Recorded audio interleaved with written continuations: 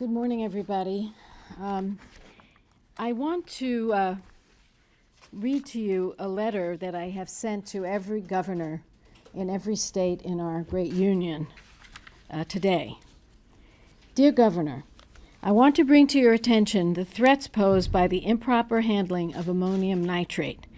I trust you will agree with me that we must ensure that all available measures are used to prevent explosions of this dangerous chemical, which recently caused the deaths of 14 people in West Texas. Ensuring proper controls on ammonium nitrate can be life-saving. On June 27, 2013, I held an oversight hearing in the Senate Committee on Environment and Public Works to not only look into the explosion at West, but also one in Louisiana and one in California. During the course of our hearing, we learned from a Texas witness, Dr. Sam Menon, that the Federal Occupational Safety and Health Administration, OSHA, has had regulations in place for a long time that require controls on the storage of ammonium nitrate. Ammonium nitrate can explode when it is heated or contaminated and threatens the lives of first responders and people in communities located near facilities that handle this material. In West, in addition to the 14 deaths, hundreds of people were injured, and homes, businesses, and 3 unoccupied schools were damaged or destroyed. I urge you to review the applicable requirements in your state and, in the interest of saving lives, adopt policies that you believe will prevent loss of life while allowing the use of ammonium nitrate with appropriate protections or for the use of alternatives. Chemical explosions can have tragic consequences, but best practices can prevent disasters. One of the most moving moments at our hearing were the words of Tim White, the brother-in-law of a firefighter lost at West Texas. He wrote a letter proposing that we review and change as necessary the policies related to the handling of ammonium nitrate. He said, and I quote, "The profound impact of this tragedy continues to affect our family daily. And while the changes proposed will not bring Kevin back to us, they will help ensure that other families and our country do not experience this type of tragedy again." I believe we should take these words to heart. And then I tell them, do not hesitate to contact me if I can be of further help. So it's important because I feel that the federal government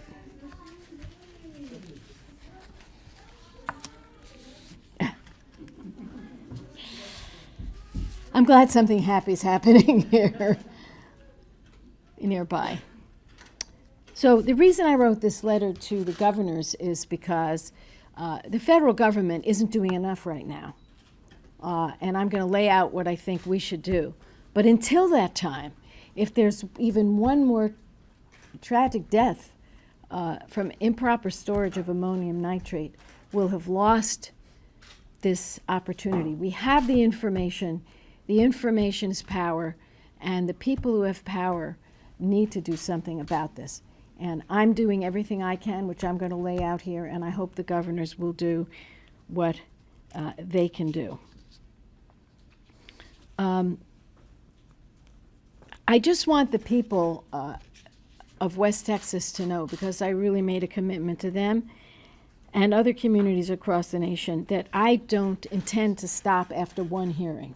You know, a lot of times you hear of a problem and there's a hearing and then there's no more focus. I am keeping my focus on this issue because I know what has to be done to save lives when you store AN in an appropriate fashion. So we have to act to ensure that more families don't suffer the loss of a loved one in another chemical disaster. So I'm going to close by reviewing for you the steps that I am taking. First, as you just learned, I'm calling on every governor to review applicable policies to ensure the safe storage of ammonium nitrate. Second, I've asked EPA to act without delay to update its alert on ammonium nitrate, which was issued in the last century, 1997. That's when they issued their last alert. 3, I have asked EPA to look at its risk management planning requirements, because right now chemical facilities of a certain nature have to have risk management plans. And for some reason, EPA did not address the issue of ammonium nitrate. And I believe they should update their risk management plan to mandate that ammonium nitrate be stored under safe conditions. And finally, the Senate EPW committee will hold another hearing in September or October to keep the focus on EPA's actions. I made a pledge to the families, and I'm not going to stop until there are more protections in place to prevent chemical disasters like the one in West Texas. There's a lot of things we can't control. You all know that. Can't control a lot of things. We can control this. We have the information. We know it has to be done. AN has to be stored in a separate facility when it's present in such large quantities and be protected from fire. And then people will be protected. It's not rocket science here. And I would also state that just on this issue alone, it would be very helpful to have an administrator at the EPA. I am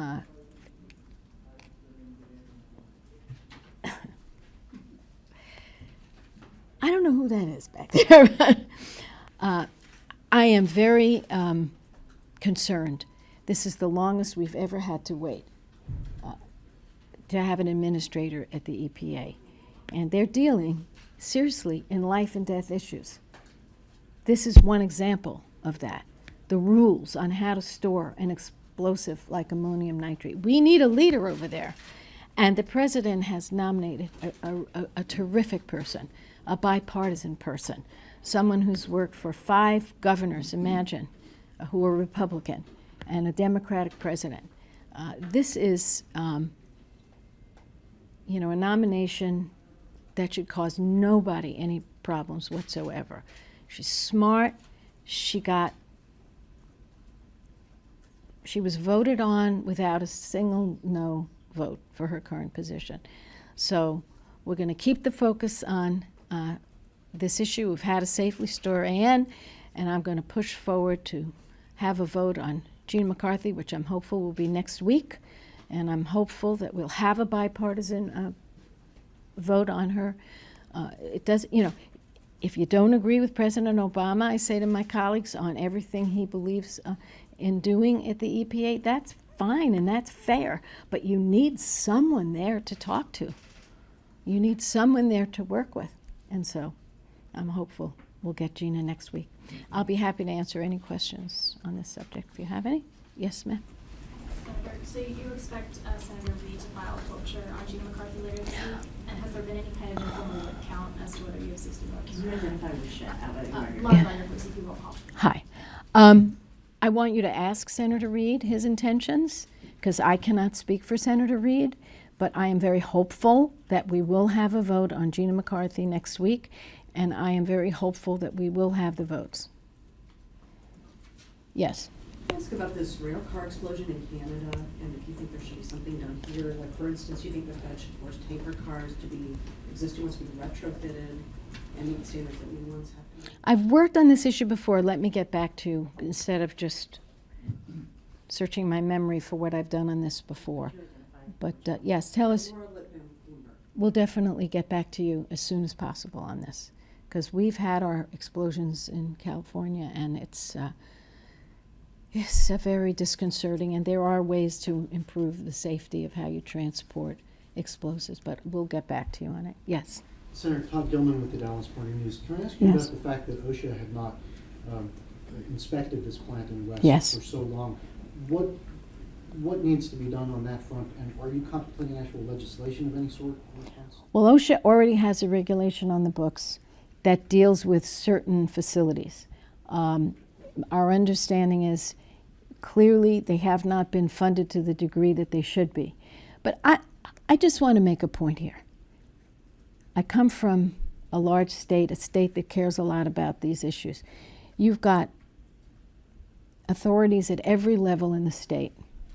You have, from the governor to the county supervisors in a lot of these states, county officers, you have fire departments, you have city councils and the rest. We all have to work on this. OSHA should be doing more inspections. There's no question about it. EPA should change their risk management plan.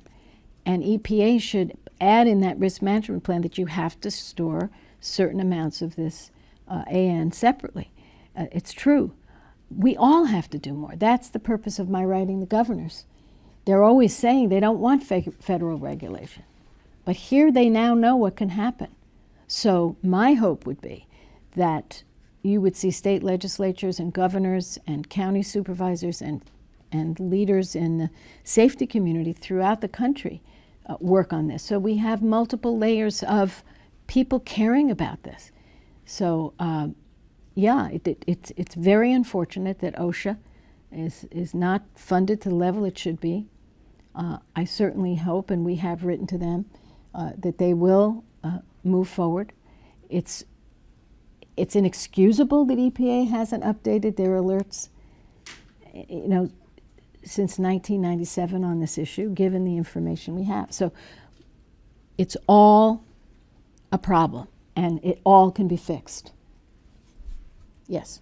Andrew Susha with Politico. Thanks for doing this. Just a quick clarification on Gina McCarthy. Yes. Do you expect that there will be a need to change the rules or kind of go nuclear to move her nomination? And I don't call it going nuclear to say that people should be confirmed with a majority vote. So let's be clear, that's your language, not mine. And you'd have to ask Senator Reid his plan on that. I'm hoping we will get more than 60 votes for Gina McCarthy, but we shouldn't have to get more than 51. This president, as every president before him and after him, Republican or Democratic, deserves to have an up or down vote on their choices. Simple as that. Senator Boxer, Casey from NBC News. Would you like to see Reid push to do her nomination with only 51 votes? I'd like to see her get confirmed, period. I'd like to see her have 75 votes, 80 votes. The woman deserves it. She's worked for William Weld, Jody Rell, Mitt Romney, Cellucci, and Swift. That's 5 Republican governors. So, you know, I'm not going to debate whether she should, how many votes she should get a huge, huge majority. And I've already said how I feel about nominees. I don't think they should be filibustered. But she should get a huge number of votes. I don't know what else to say about this. Who could be more suited to this job, since she is doing a very important job on air and radiation right now, for which she was confirmed without a no vote, worked for 5 Republicans, worked for 1 Democrat, did it with grace, with a sense of humor, with intelligence. This woman deserves to be promoted. You know, I have to say, my Republican friends after the election said, my goodness, we didn't win the women's vote. We really have to do more to work for the women's vote. Here's an opportunity. Get behind a qualified woman and promote her. She deserves it. And in terms of whether or not they should filibuster any of these presidential nominees, I think it's wrong. I really do. Yeah. Dave Reynolds with the Inside EPA Newsletter. Yeah. During the hearing, you gave, I guess, the EPA a deadline for getting back to you on Yes. the ammonium nitrate issue, and I was wondering what your follow-up to them is. And also if you can say anything at all about the environmentalist petition that was mentioned during the hearing related to inherently safer technologies for extensions or other types of chemicals. Well, I'm going to ask Bettina to help me with this, but let me just say, I've announced today that we're having another hearing, probably